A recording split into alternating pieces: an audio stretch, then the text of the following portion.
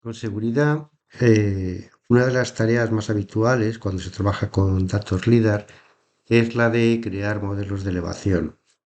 Estos modelos son los que además luego vamos a poder utilizar para realizar los análisis, por ejemplo, pues los análisis de gota de agua o aquí tenemos varios, por ejemplo, el de crear rejillas de densidad, cuenca hidrográfica o gota de agua, cobertura visual, etcétera. ¿Vale?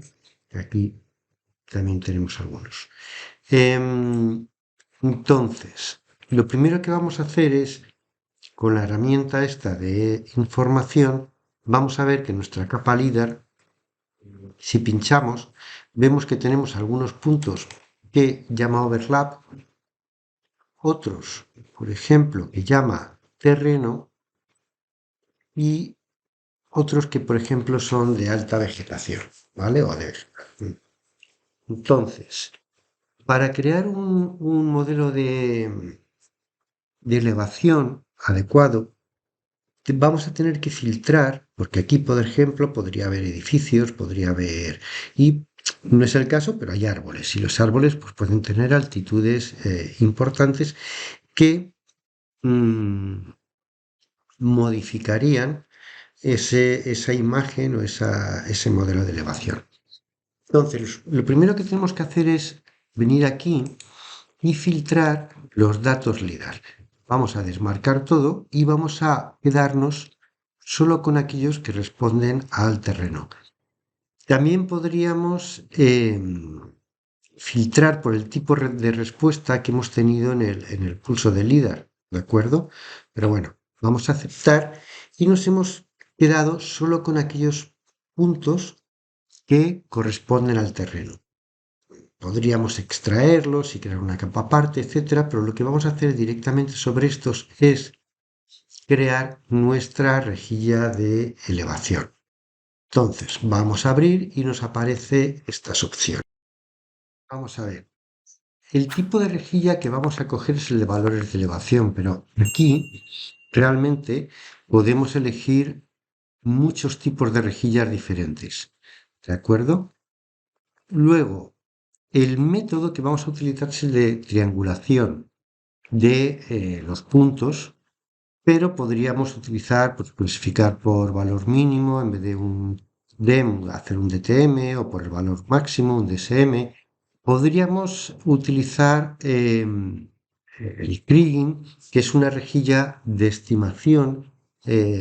Cuando le faltan datos, lo que hace es que toma los datos más cercanos o busca un grupo de datos, el grupo de datos más cercano a aquel sitio donde no hay datos y, bueno, por medio de unos cálculos, hace la estimación de dónde estaría la altitud en ese punto, ¿vale?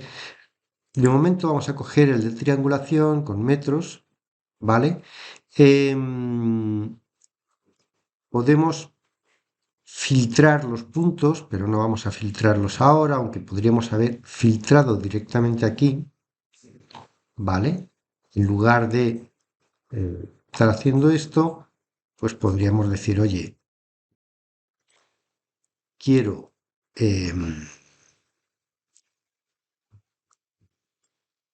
coger solamente donde está aquí, perdón, ahí, el terreno, ¿vale? Y aceptamos para el filtro que queremos de estos puntos, ¿vale?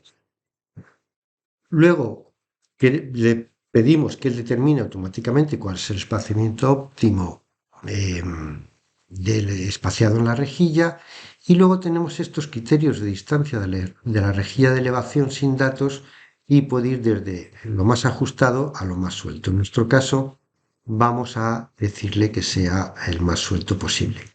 Con esto aceptaríamos y nos crea este modelo DEM de elevación, ¿de acuerdo? Bueno, pues se va desde los 1258 metros, esta zona azul, que es la más baja, hasta 1582 metros esta zona roja que sería la más alta.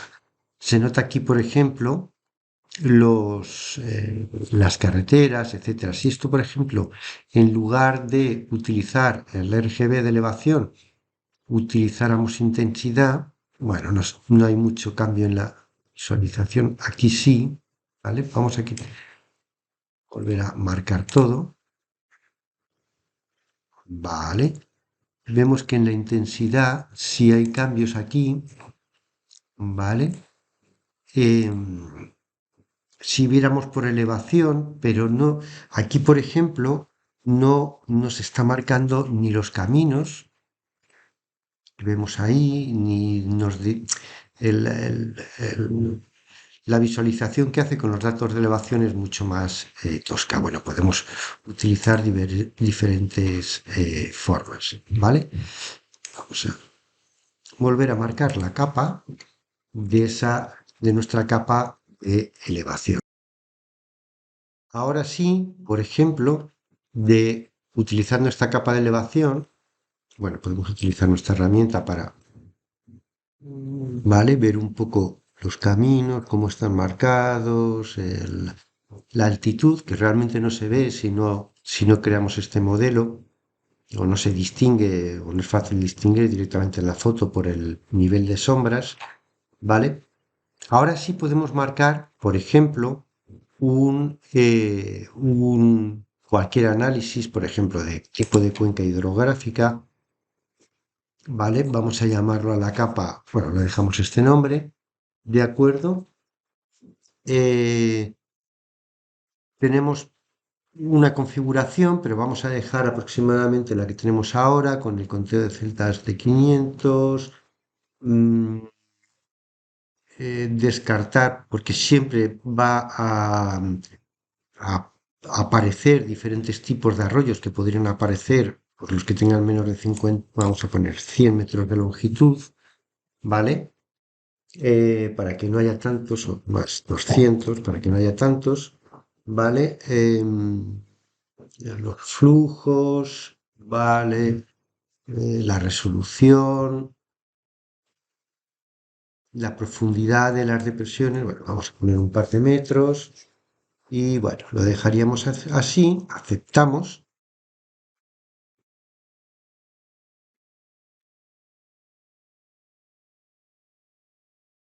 tarda un momentito y ya, después de esperar un poquito, ya lo tenemos. Como no hemos acotado en nada, simplemente le hemos dicho que queríamos ese modelo, pues no lo ha pintado sobre todo el mapa. Es cierto que podríamos haber trazado un recorrido, o un punto de partida, etcétera, pero bueno, tenemos todo la caída de puntos donde se generarían est- estos deslizamientos de agua desde los diferentes puntos, ¿vale? Desde donde partirían, donde se cortarían. Vemos que aquí, por ejemplo, a la llegada a este camino, pues algunos se juntan, muchos de ellos se juntan, etcétera. Aquí también algunas pequeñas depresiones, en pequeños valles, pues también se van juntando unos cuantos, etcétera, ¿vale? Claro, el resultado es muy diferente si, vamos a desmarcar este capa, si en lugar de pedirle tener más o menos todos los recorridos posibles dentro del mapa, le marcamos nosotros un punto de partida. Por ejemplo, marcamos aquí, creamos un punto vectorial, lo vamos a llamar punto de partida, ¿vale? Y lo vamos a meter en una capa, que va a ser punto 1, por ejemplo. ¿De acuerdo? Aceptar. Ahora lo que tenemos que hacer es sí, seleccionar ese punto, ¿vale? Y una vez seleccionado, si creamos ese análisis de gota de agua con los mismos datos, podemos decirle que lo queremos trazar a partir de los puntos que hemos seleccionado, ¿vale? Que tenemos seleccionado. Entonces, y por ejemplo, decir que queremos limitar, pues, a los datos visibles, a todos los datos, o podemos, por ejemplo, dibujar una caja y decir, bueno, es que de todo esto, dame los datos de lo que ocurra en este espacio, ¿vale? Por ejemplo, en esa caja. Si aceptamos, claro, ahora el análisis será más rápido, ¿de acuerdo? Vemos que nos marca el flujo principal desde este punto de partida.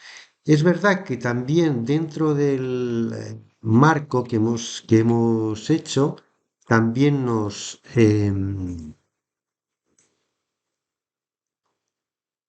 dice qué flujos se podrían crear, pero nos da el flujo principal a partir de ese punto de partida. Otro de los análisis que podemos hacer, vamos a desmarcar todo esto y dejamos solo nuestros valores, nuestro DEM, es hacer un análisis de cobertura visual.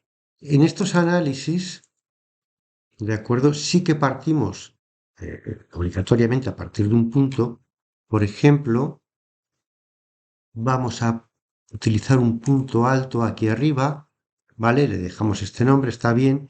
Y lo que nos dice es qué cobertura hay visual desde un transmisor, ¿de acuerdo? Que le podemos dar una altura, por ejemplo, que fuera un poste con eh, o cualquier tipo de construcción, pues por ejemplo, de 10 metros por encima del suelo y del receptor, ¿vale? Que por ejemplo, bueno, lo dejamos a 1 metro del suelo, al receptor. Seleccionaríamos la capa con la que queremos realizar esta configuración.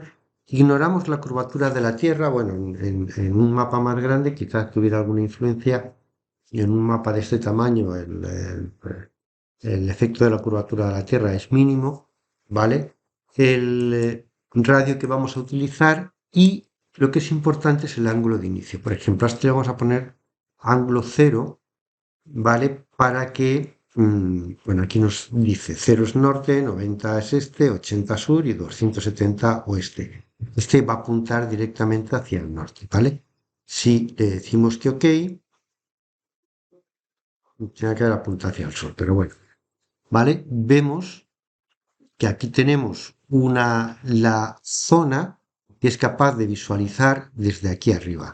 Hay muchas zonas que quedan en oscuridad y solo estas dos en rojo, o estas pequeñas también, estas zonas en rojo son las que se pueden visualizar, ¿vale?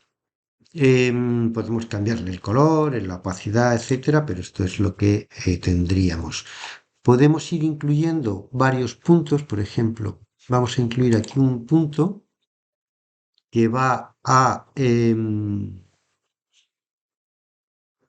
ángulo va a ser hacia el, por ejemplo, de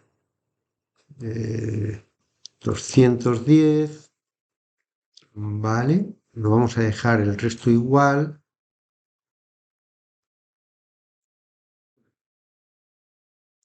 ¿Vale? Aquí otro punto en la parte casi más baja, pero apuntando más hacia arriba, ¿de acuerdo? Vamos a decirle que, por ejemplo, 20, y aquí veríamos las zonas que se van a solapar en cuanto a la visualización de las dos torres, ¿vale? Las que se complementan y las que se solapan, ¿de acuerdo? Podríamos trabajar con esas zonas, etcétera, etcétera. Bueno, es un tipo de análisis que también podemos realizar, entre otros muchos tipos de análisis que tenemos para terrenos, análisis vectoriales, etcétera, etcétera.